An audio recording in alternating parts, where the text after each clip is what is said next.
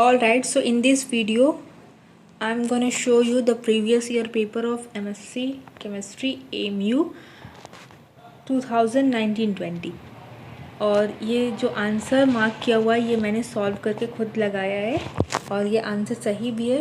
If you want the whole solution of the questions then you can DM, you can comment in the comment section. I will make a separate video.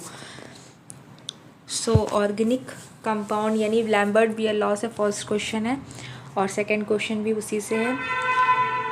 If I talk about third and fourth question, third question जो आपका है वो chromatographic technique से है और question number fourth आपका जो है वो आपका आयन एक्सचेंज रेसिन से है. क्वेश्चन नंबर 5 जो आपका है वो किससे लिया गया है, ये भी आपका लिया गया एनालिटिकल केमिस्ट्री से. Question number 6 also from analytical chemistry. Question number 7 also from analytical chemistry. Question number 8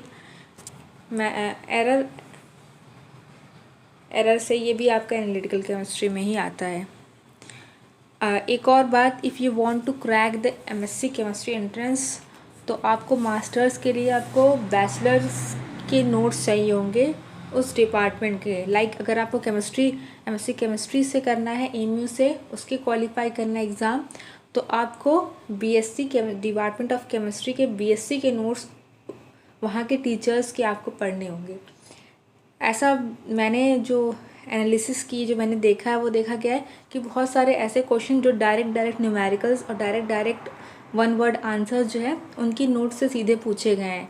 like अगर बात की जाए 70 मार्क्स का 70 क्वेश्चन है तो 16 क्वेश्चन डायरेक्ट पूछा गया है. तो अगर आपको एंट्रेंस क्वालिफाई करना है, अगर आप इंटरनल हैं देन आपका हो सकता है आप 20 क्वेश्चन भी करेंगे, 30 to 35 पे आपका इंटरनल का हो जाता है एडमिशन. लेकिन मैं अगर आपकी बात करूँ एक्सटर्नल की, तो एक्सटर्नल को 40 मार्क्स तक लाने होते हैं अगर कोई कोटा नहीं है तो. ओके अगर आप जनरल हैं, आपके पास कोई कोटा नहीं है, then you have to work hard and you have to score 40, around 40 और 45. ओके सो आपको नोट्स की ज़रूरत है. नोट्स भी मेरे पास अवेलेबल हैं. If you want the notes, कुछ नोट्स मेरे पास है एनालिटिकल केमिस्ट्री की है, मेरे पास बायो इनऑर्गेनिक केमिस्ट्री की है. ये सारी नोट्स मेरे पास हैं AMU के और उससे क्वेश्चन पूछे हैं. अगर आपको चाहिए then you have comment in the comment section, I will provide you. Question number 11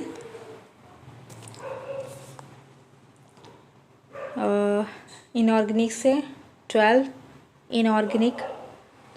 आप देख सकते हैं सिंपल ये सारे क्वेश्चन हैं और ये नोट्स में मैंने देखा है सारे क्वेश्चन दिए गए हैं. 13, 14, 15, 16 also 17 clathrates compound, 18 hard and soft acid and bases, sorry ये लिक्विड SO2 से क्वेश्चन है. Question number 19 coordination chemistry, 20 coordination chemistry, octahedral complexes coordination chemistry, 22 coordination chemistry. और बहुत आसान है solution. If you want the solution I will provide you. The most severest special hard and soft acid and bases 24 also from coordination chemistry. Question number 25 coordination chemistry. आप देख सकते हैं coordination chemistry और organometallic से बहुत सारे questions पूछे गए हैं.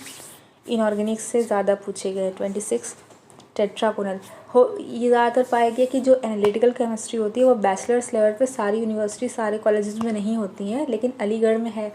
तो अगर जिसने एक्सटर्नल कोई है उसने एनालिटिकल केमिस्ट्री बैचलर्स लेवल पर पढ़ी तो उसके लिए तो ये ठीक है, ओके है कि वो कर सकता है क्वेश्चन. लेकिन ज़्यादातर स्टूडेंट्स पढ़े नहीं होते हैं तो उनको ये लगता है कि ये क्वेश्चन बहुत टफ है, लेकिन क्वेश्चन बहुत डिफ़िकल्ट होता नहीं है. आपको अगर नोट्स मिल जाए उस डिपार्टमेंट की, उस टीचर्स की जो ये क्वेश्चन पेपर बना रहे हैं, देन आपके लिए आसानी हो सकती है, हो जाएगी. 26, 27 bio inorganic chemistry, 28 coordination chemistry, 29 electronic spectroscopy से है, 30 इनऑर्गेनिक केमिस्ट्री. अब यहाँ से ऑर्गेनिक का पोर्शन स्टार्ट होता है। ये भी बहुत मुश्किल नहीं है, आपको बस थोड़ा सा प्रैक्टिस करना है 2-4 साल के पेपर से। मैं बार बार बोल रही हूँ, if you want the solution, whole solution, I will provide you in the another video. मैं आपको पूरा सॉल्यूशन करके समझा करके आपको बता सकती हूँ, लेकिन कुछ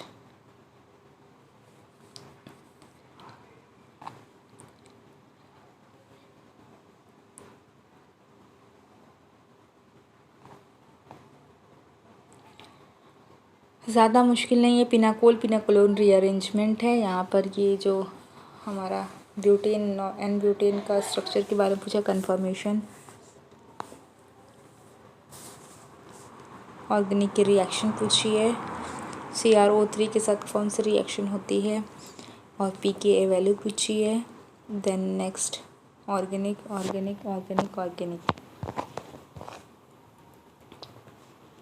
हेंसबर्ग रिएजेंट क्या होता है, और यहाँ पर resonance destabilize species, hydrolysis of wax, organic chemistry, Fries rearrangement. ये आपका क्वांटम मैकेनिक्स से क्वेश्चन पूछा है। ये आपका क्वांटम मैकेनिक्स जो एटॉमिक स्ट्रक्चर होता है वहाँ से क्वेश्चन पूछा हुआ है।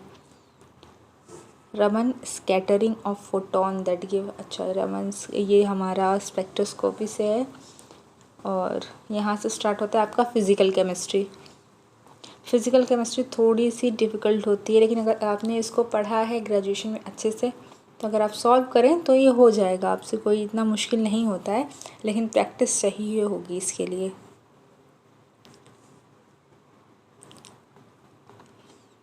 ज़्यादातर क्या होता है कि ये जो AMU के स्टूडेंट्स होते हैं वो क्या करते हैं, बैचलर्स के एमसिम प्रिपेयर करने के लिए वो इनऑर्गेनिक, बायो इनऑर्गेनिक केमिस्ट्री और थोड़ा बहुत ऑर्गेनिक पढ़ लेते हैं।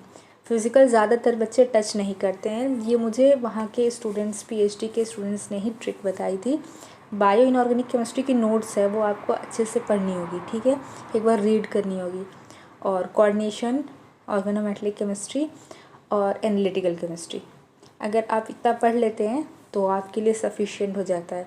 अगर आपको अच्छा स्कोर करना है, आप सेटिस्फाई नहीं 40-35 मार्क्स पे, तो आपको थोड़ी सी ऑर्गेनिक जाननी होगी। बहुत ज़्यादा मुश्किल नहीं, लेकिन जो क्वेश्चन पेपर्स में ज़्यादातर पूछी हुई है।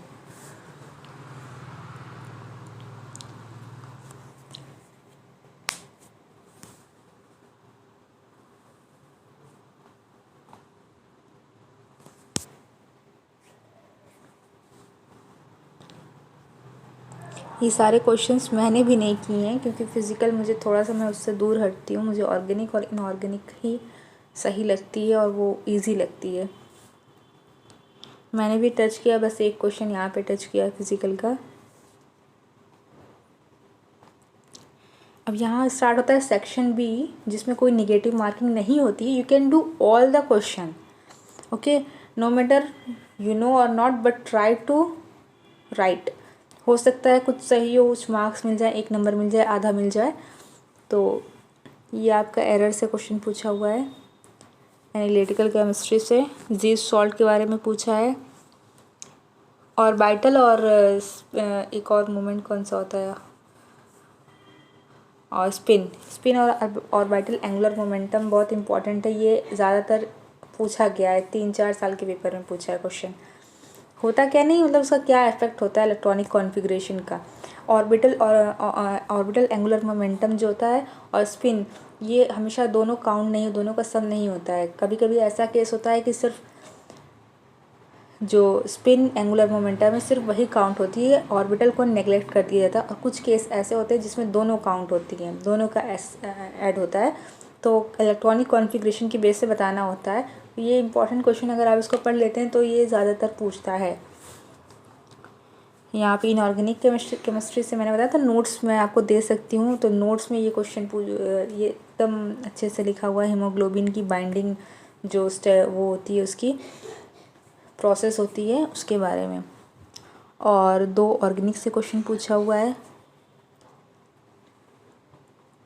NMR से पूछा, बहुत मुश्किल नहीं है। आप अगर यूट्यूब से अगर एक 18 मिनट की वीडियो मैंने देखी थी, तो वहाँ पे एकदम अच्छे से आपको क्लियर हो जाएगा कि स्ट्रक्चर कैसे कंपाउंड का स्ट्रक्चर कैसे ड्रॉ करें अगर हमें कुछ डाटा दिए गए हैं। ऑर्गेनिक से क्वेश्चन है, ये हमारा सॉल्यूशन चैप्टर से क्वेश्चन है, क्वेश्चन नंबर 8। क्वेश्चन नंबर 9 जो है ये पूछता है आपका, ये आपको थोड़ा सा 2-3 या 4 ऐसे डेरिवेटिव्स हैं जो आपको पढ़ने होंगे, जो अच्छे से 1 बार प्रैक्टिस 2 बार प्रैक्टिस करना होगा, जो पूछता है एएमयू के एंट्रेंस में। और लास्ट वाला क्वेश्चन तो मुझे वैसे भी, हाँ ये तो रोटेशन इस टाइम तो मुझे नहीं आ रहा था प्रिपरेशन करते टाइम, लेकिन बाद में मुझे ये समझ में आया। सो ये सारे पेपर हैं, और आपको जो कुछ भी मटेरियल चाहिए या और भी पेपर्स के सॉल्यूशन अच्छे से चाहिए तो you can comment in the comment section. Thank you.